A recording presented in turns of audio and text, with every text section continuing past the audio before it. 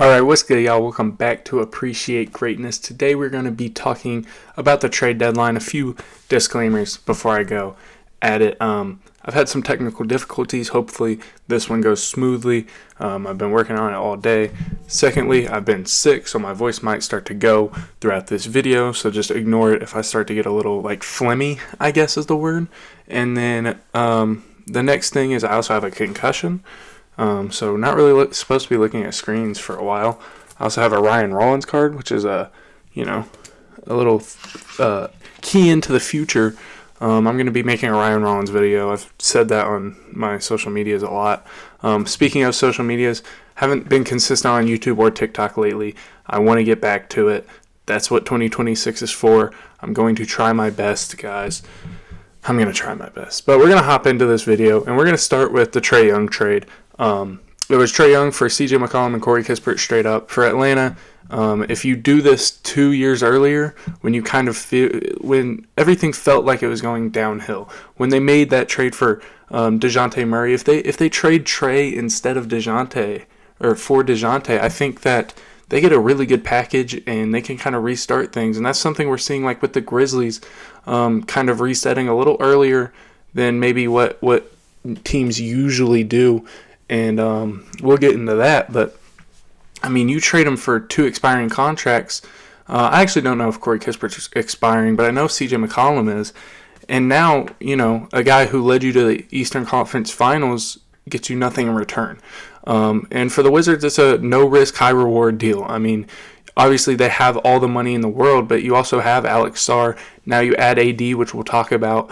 You have so much defensive infrastructure with AD, Alex Sarr, Bilal Coulibaly, Keyshawn George isn't a slouch on defense. And you also have those young guys who don't have to self-create as much anymore because they have a guy in Trae Young who can help set up things for them. Obviously, the rest of this year, it's going to be a lot more self-creation for those young guys. Also, elephant in the room, this is a lawn chair. I don't have a chair here. It's at college. But you don't have... you don't have to do that this year, obviously, and it's not going to happen this year. It's going to be next year where those guys who have self-created for 2 years now are getting a guy who can really, really create. And I just love the young infrastructure of the Wizards, and you add Trae Young to that, who's still only 27, I think. That's huge. The next trade was the Cavaliers picking up Keon Ellis and Dennis Schroeder, and the Kings trade those two, probably their best 2 trade chips for DeAndre Hunter, who's a guy who doesn't play defense anymore, doesn't really play offense anymore, doesn't take guys off the dribble, can't really dribble that well. It felt like he dribbled 6 total times with the Cavs. It's just such a weird trade. I mean, you trade your 2 best trade chips in Keon Ellis and Dennis Schroeder, guys who definitely together could have gotten you a first-round pick for DeAndre Hunter, who's negative value at this point. It just makes no sense. The Bulls doing a good job doing what rebuilding teams should do and swiping away 2 second-round picks just for taking a Dario Saric. So good on them. Can't believe that the Sacramento Kings are what they are right now. I mean, they're just awful, and they've dug themselves a hole, and they continue to do it. By making stupid trades like this. But the Cavs, I love it. You get Keon Ellis, who's an awesome defender, a really fun stock creator, and Dennis Schroeder, who's just always been this super solid point guard, especially come playoff time. He's just super solid. He's going to try defensively, and that's kind of what matters. He's going to be average defensively in the playoffs and provide you a spark maybe come playoff time. So next trade is the Hawks trading Vit Krejci to the Blazers for Duop Reath and 2 seconds. I actually like this for both sides. I think the Blazers have one of the worst 3-point. I don't know actually if they are or if they are the worst, or I know they're one of the worst 3-point shooting teams because I don't think they have a single guy above league average on their roster right now. And Vit Krejci comes in and he is that. I think he's shooting 42%. He's a guy he's very Michael Porter Jr. Where no contest really bothers him. He can shoot over pretty much anything. He can do it on the move, just however. And he was a really great reclamation project for the Hawks. He was a guy who was out of the league, and they end up getting 2 seconds that aren't worth much. I think the 2027 one's their own second, and then a 2030 one from the Knicks. They're not going to be worth much, but I do think this is probably the most you were going to get out of Veit, even though I really do think you could have conned a team into giving up a, protected top 20 protected pick first, maybe. But 2 seconds, not a terrible deal, and I love it for the Blazers again, getting shooting on a team that cannot shoot whatsoever in a kind of a step-up year, where they're not necessarily focused on rebuilding, but they're trying to have fun and compete and be bad at the same time. The next trade is the Pistons adding Kevin Huerter and Dario Saric, as well as a 2026. I think this is a top 20 protected first from Minnesota. The Bulls get Jaden Ivey, and they later trade Mike Conley, and all the Timberwolves get his cash, and we have now learned that Mike Conley's back in Minnesota.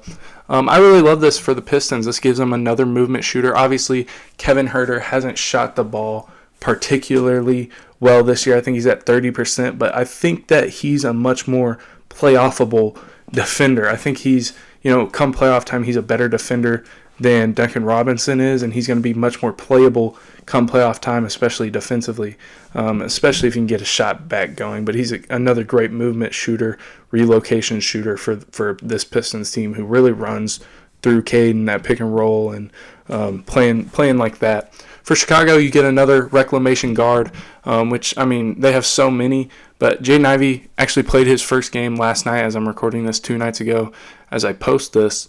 And he looked good. He looked very explosive. I think the speed's going to come back. The jump shot looks really good. I think he was 3 for 5 from 3. So, he's got so much potential. And I do think that the Bulls can tap into that. And I really like this trade and getting a guy like that, even if they have just a surplus of guards.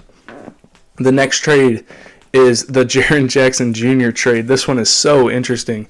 The Jazz get Jaren, Jock Landale, who they released, and then he went to the Hawks and had a career night, 28 on 5 for 8 from 3. I think he had like 14 rebounds and some stocks. He was awesome. John Conchar and Vince Williams Jr. as well.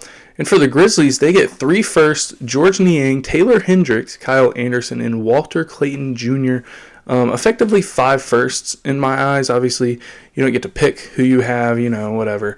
But Taylor Hendricks was a top 10 pick, and for good reason. He's such a versatile defender, and you're really starting to see that this season, as well as the three-point shot is getting ever so consistent. I think it's right there from being just a huge weapon for him to where he's just one of the better 3-and-D guys in the NBA. He's also a good rim protector, just kind of does it all defensively.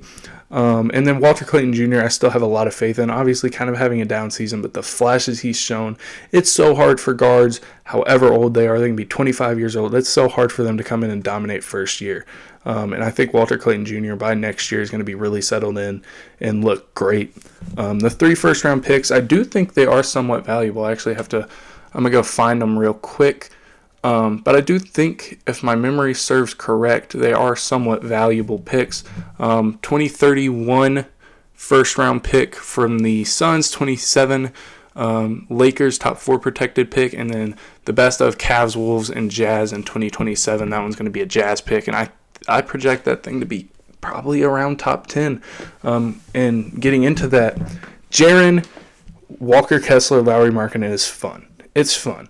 I think I love Jaren and Walker Kessler together defensively, but Jaren's extremely flawed. Doesn't rebound well. Lauri Markkanen also extremely flawed. That front court is a bad passing front court, and you might think that doesn't really matter, but in a world where DHOs, zoom action, short roll action, things like that are kind of taking over. That 3 in a front court is kind of scary without a traditional, a traditional kind of playmaker at the 3. You think of the teams that have won it recently, and J-Dub, you think of Jason Tatum. Obviously, he's just a star. Those two are both stars, but even Chet, to an extent, is a better playmaker than any of these guys. Actually, Jaren does have the ability to put the ball on the ground. It's just his playoff stats are so poor. I think he's 39% shooter in the playoffs. His turnover number jumps. So that's kind of what I'm thinking and basing it off of. But in the regular season, he is a really good player. And then Keontae George, we've seen a leap from him. And who knows what he's going to look like with more, shooting and scoring around him, how he adjusts to it. He's not really a fine-tuned playmaker yet, and I think that could come into play. They don't really have a point guard. I would be so interested in seeing Vince Williams Jr. play point guard for them, because we saw it this year. I think he's had a 15-assist game this year. Like, he does that naturally. That's kind of what he is naturally, is just a point guard. Next is the Hornets grabbing Tyus Jones from the Magic. It's just Tyus Jones and 2 future seconds for the Hornets, and Orlando gets cash. The Magic's just trying to get off Tyus. Next was the Thunder dealing Ousmane Dieng to the Hornets. This turned out to be a nothing trade. The Hornets got a second-round pick from the Thunder. They ended up shipping Ooze to the Bulls, who shipped Ooze to the Bucks. So just a lot happened there. But the reason that Ooze was sent out was because of this trade, the Jared McCain to the Thunder trade for a 2026 first. I think it's from Houston in 3 seconds. I hate this for the Sixers. And you heard Daryl Morey come out and be like, oh, yeah, I think we sold high on Jared McCain. No, you didn't. If you sold high on Jared McCain, you would have done it the moment he got hurt at the trade deadline last year. You would have found a team who was willing to take him on even with the ACL injury. You wouldn't have waited for him to have another UCL injury in his thumb, and then come back and, struggle a little bit. But, he still looked pretty solid. Obviously, the offense has dropped off, but that's just rust of getting back in it. Defensively, he has taken a jump from last year. He looks a lot more average defensively and a lot less loss at times, and the limited minutes he's played in coming back from injury. So it's kind of confusing for him to say that he sold high on Jared McCain. I also think that Jared McCain does so much for this Thunder team, man. Shea is one of, if not the best drivers in NBA history, and he's one of the best driving kick players in NBA history. And Jared McCain is a relocation master. He knows the game. It's just a sixth sense to him, where to relocate to and when. And I think that Shea getting a guy like that, I think he's going to have to get used to it. I truly think that he's not going to be used to something like that, but once he gets used to it, I think the NBA should be and is in a little bit of trouble with that one. Next is the Harden and Darius Garland swap. This is an interesting one as well. Darius Garland going to the Clippers. I really liked this before the Zoo trade, because I was like, yeah, they don't have their picks. They need to find a way to just be decent for the next, 4 or 5 years until they get their first back. But then you trade Zoo, you keep Kawhi, and now you're just in this weird spot where this year you don't have your first. Obviously, they got a big first from the Pacers, and we'll talk about that crazy trade. But obviously, they don't have their first, and now I don't think Darius Garland's going to play again. So you have Kawhi, and his second best player for the rest of the year is John Collins. I don't even know who's going to run their point guard spot. Probably Chris Dunn. It's just like a confusing deadline for the Clippers. For the Cavs, I don't know how much I love this. James Harden notoriously drops in the playoffs. Also, notoriously used to playing with more of a traditional center, Jarrett Allen-like center. Now you have 2 guys in Jarrett Allen and Donovan Mitchell who don't really bring out the best in your premier big, Evan Mobley, your most skilled big, Evan Mobley. Rather, they are best at working with a Jarrett Allen-like guy. And that does kind of concern me. It also concerns me how much of a playoff dropper James Harden is. Donovan Mitchell gets attacked defensively already. I see that happening just as much with James Harden as James Harden can get attached to. It's kind of weird, the backcourt they've built. I do love the infrastructure they added. I do think they have a lot of defense around them, and I do think that come playoff time, keeping one of Harden and Donovan Mitchell out there at all times will help. But, you probably expect Donovan Mitchell to play 40 minutes a game, and so that's only 8 minutes where Harden's out there alone, and I don't think they're going to play particularly well off of each other. The next thing is the Grizzlies getting Eric Gordon for a 2032 second and Justinian Jessup's draft rights. I haven't heard that name in a minute. Hold on. Well, I tried to look up Justinian Jessup. I think he's in Bundesliga, I believe. And I remember him being a great shooter. I didn't really see that in his numbers, but wow, Justinian Jessup. There were draft rights for him. The Nets trade for Hunter Tyson. This is kind of a nothing deal. Josh Minot to the Nets. The Celtics were trying to just get under the tax or under the apron this whole trade deadline. That's why you saw the Josh Minot trade. That's why you saw the Anthony Simons trade, which we'll get into. This is a big get for the Nets. I loved Josh Minot coming out of Memphis in the draft. That was the first draft I ever covered. I actually have a video. I don't know if that's still up, but I did have a video talking about Josh Minot. I think Leonard Miller was another one of my favorite prospects in that draft. And Josh Minot is a stocks guy. Like, he gets stocks, he dunks what it feels like everything. The three-point jumper is developing, and it's gotten better. So this is a big get for the Nets. I love it for them. And then another trade for the Celtics. They trade Xavier Tillman and get a 2030 second-round pick. Next is Jock Landale to Atlanta for Lonzo Ball, and the Cavs just didn't move anything else or didn't get anything back. They just moved 2 future seconds in Lonzo, and obviously Atlanta got Jock Landale. Next was Chris Paul being traded to the Raptors, and Brooklyn got Ochai Agbaji, which another flyer on a guy who was a really fun draft prospect.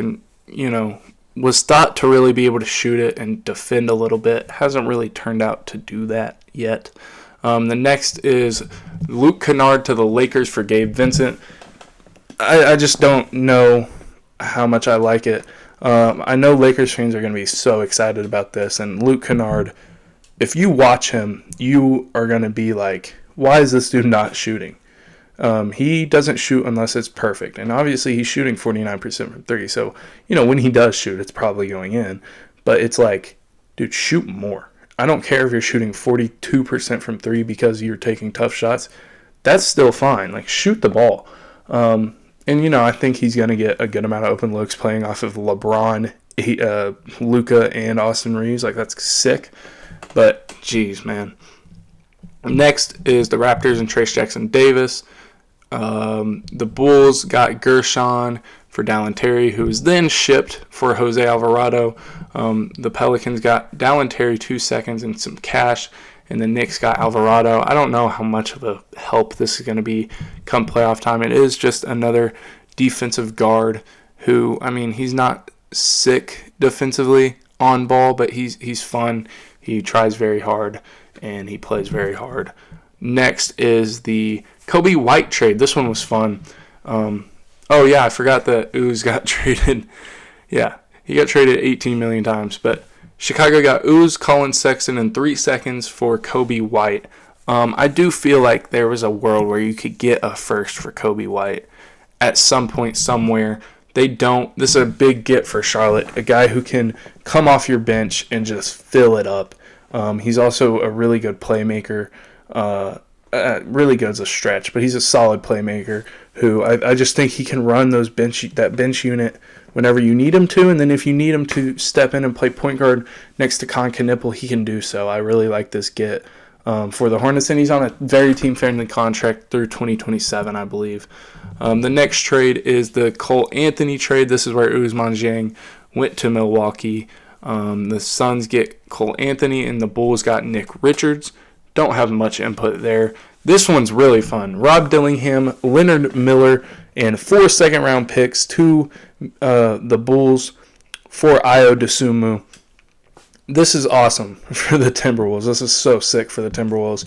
You can do whatever you want with Ayo Dosunmu. You can bring him off the bench. You can start him. If you start him, he's playing starting point guard, and he's working off Ant. He is more, I would say he's more of an off guard, but he's a good enough playmaker to play the one, especially in the playoffs. He's such a sick defender. I mean, this makes the Wolves really scary. And if you're the Bulls, you're taking a flyer on a guy who's a top 10 pick. Obviously, it's a bad draft, but he was a top 10 pick. And then Leonard Miller, who I think he showed signs of flashes, especially in the G League. But even when he got minutes, there was times where he looked really good, especially defensively. And you get 4 seconds. None of them seem to be super great looking at it. Maybe that 2031 Golden State one will be. But I think that Rob Dillingham and Leonard Miller are cool flyers to take. Then the Bulls stay active, trade Vooch and a 2027 second to the Celtics for Anthony Simons. Again, Celtics had to do this for their money. They also needed a center. Vooch is one of those. I don't love the fit. I think he's going to get attacked come playoff time. And I think they actually got a lot worse with this trade. And for the Bulls, you just get a guy who can probably be flipped for like 8 seconds or maybe a top 15 protected first or something, a lottery protected first or something, to a team who needs like a shooting guard off the bench. Not a shooting guard, but like a shooting guard off the bench. Because Anthony Simons is sick. He's been great this year. He played for the Bulls the other night. He had a really good game. So it's a cool get for the Bulls. You also get a second-round pick this year. Now, here's a huge one as we're wrapping up. The Ivica Zubac trade. I obviously made a Zoo video. I'm a huge Zoo fan. The Clippers get back Benedict Mathurin, Isaiah Jackson, a 2026 first, a 2029 first, and a 2028 second. This is such a weird trade. The 2026 first only conveys to the Clippers if it's pick 5 through 9. Otherwise, it becomes a Pacers 2031 unprotected first, which is so sick. It's a really cool setup to a protection on a pick, but it's such a big risk for the Pacers because you're basically throwing away this season if you don't excuse me, that's the sickness. I've been doing that so much. If you don't get this pick to convey, right? So they're going to have to do some crazy taking, but even if they do that, I think they still have like 50-50 odds at keeping the pick. And, it's very interesting. I do love Zoo in Indiana, though. I love it so much because I think he can play any type of pace you need him to. I think he can play any type of center you need him to. You want him to work in the short roll, he can. He can give you those easy post touches. I think he can throw some lobs to Pascal, even though that's not really what Pascal does as much. But I think that you can, especially Rick Carlisle, can really get creative with how they use Zoo. He's also just a really great defender, versatile, much more versatile than people give him credit for. And I just love this trade for the Pacers. For the Clippers, I don't know, man. I don't know. You're trading a really good center who's on a, again, team-friendly deal, very team-friendly deal, who's upping, like still getting better each year, improving, who's a post touch that's automatic from inside. It's just so weird to trade him for a couple firsts, and just it feels like they're bottoming out, but they're not. We talked about him earlier. I don't really have much more to add. Ben Mathurin could be pretty sick, though. I don't know, though. I just don't know with him. He's very up and down, and then you just have the Kawhi situation, so it's so weird out there in LA. But I love this trade for the Pacers, getting Zoo, who's just going to improve this offense and defense so much. It's so fun, especially when Reese comes back. Next is the Warriors adding Porzingis for Jonathan Kuminga and Buddy Hield. What a weird trade for the Hawks. Obviously, you get off Porzingis, that's cool, whatever. But you trade for Jonathan Kuminga, who doesn't fit alongside Jalen, doesn't fit alongside any of your players at all, especially Jalen Johnson. So, interesting guy to get back. You get Buddy Hield, who is just like a copy and paste of a lot of the shooters you already had on the team. Now, you did trade Luke Kennard, so that's good. But, goodness gracious. And for Golden State, it's like, whatever.